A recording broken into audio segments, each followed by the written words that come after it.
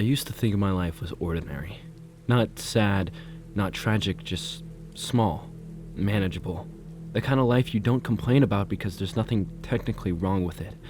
I'm in my 40s, I work online, short contracts, gigs that disappear just when I start to feel competent. I wake up every morning around 9 because the neighbor's rooster screams like it's been skinned alive, and my body has learned there's no point pretending I'll ever sleep properly again. I make instant coffee and add cinnamon, like it's going to turn into something better. I feed the stray cat outside my window, even though she still hisses at me. I open my laptop, I check my bank balance, I work. Netflix plays in the background, like a polite companion that doesn't ask questions. Sometimes I laugh at jokes I've heard 5 times already because it feels good to hear myself make noise. My parents are gone. Cancer and stroke, hospital corridors and paperwork and ashes. I still text their old numbers when something good happens, like when I finish a contract early or manage to save a little extra, and every time I do it, I forget for half a second that no one's gonna answer. My best friend is married with kids. We used to talk every week, then every month, then only on birthdays. She always says she's sorry. I always say it's okay. It is. Mostly. People are allowed to move forward. I just didn't. Most of my life happens inside screens now. There's this singer on TikTok I follow. He sings old love songs in a tiny room with peeling paint. Sometimes his voice cracks. Sometimes he forgets the lyrics and laughs at himself. I used to wait for his lives. Used to comment hearts and encouragement. Used to feel something warm when he noticed me. Now I let his song play in the background while I stare at nothing. And then there was Gavin. We met in a late-night forum about old movies, a sad one where nobody really wins. He liked the same kind I did, the quiet ones, the ones about people who loved each other too late.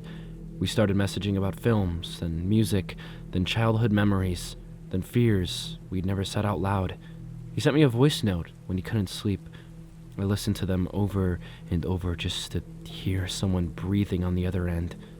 He asked me what I was eating. He remembered that I hated raisins. He told me I had a nice laugh. Once he said I was cute, and I had to put my phone down because my hands were shaking. I started planning my days around him without admitting it to myself, making sure I was free when he usually called, pretending I wasn't waiting.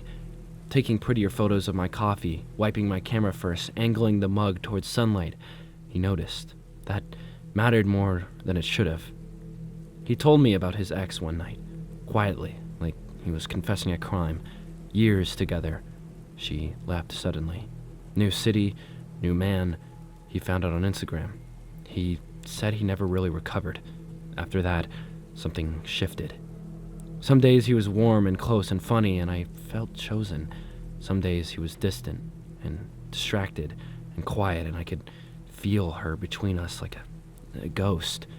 Sometimes he would stop talking mid-call and say he'd remember something about her. I learned how to compete with a memory.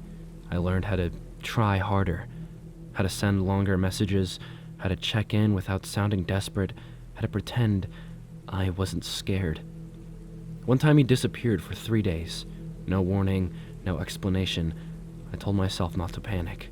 By the second night, I was crying into my pillow.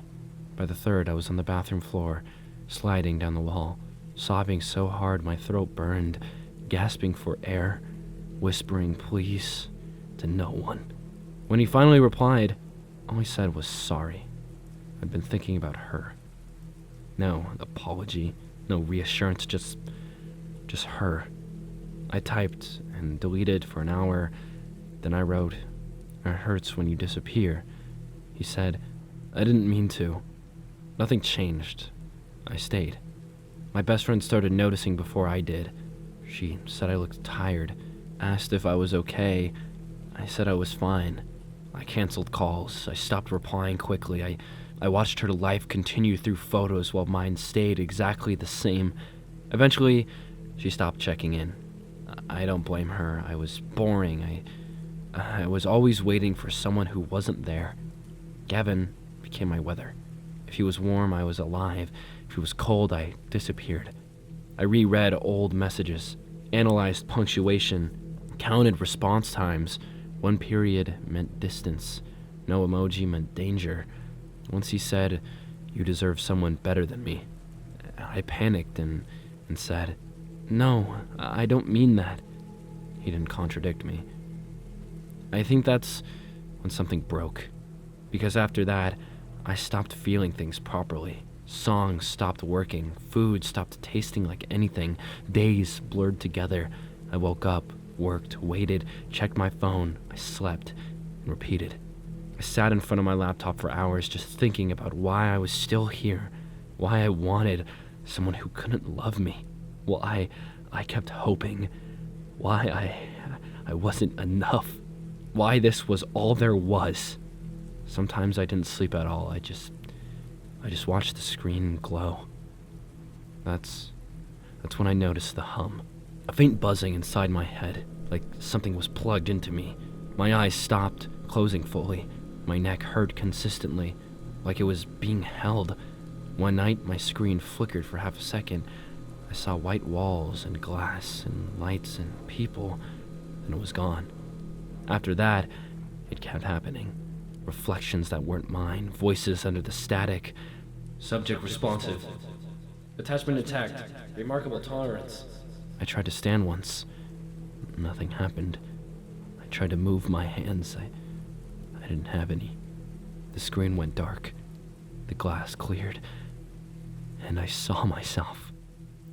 My head. Only my head. Suspended in liquid, wires threaded through my skull, tubes in my throat, metal clamped around my spine, my eyes forced open by tiny machines. I was tied to scream, and it became numbers. A man leaned close and said I was incredible. A woman said my resilience was exceptional. They talked about harvesting hope and endurance and self-blame like ingredients. They said my life was perfect. Perfect for studying, perfect for replicating, perfect for extraction. Every disappointment, every half-love, every lonely night, designed, engineered, controlled. They weren't studying my sadness, they were studying why I didn't break.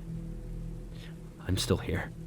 I'm still thinking, still remembering, still loving people who aren't here, still hoping someone will come. They run tests every day. They adjust the lights. They replay my memories. Sometimes they show me Gavin's old messages on a screen to see how I react. Sometimes they play my parents' voice from old recordings. Sometimes they let me hear the singer's song again. I still feel everything. That's the point. I'm trying to write this through the interface. I don't know how long they'll let me. My thoughts are slowing.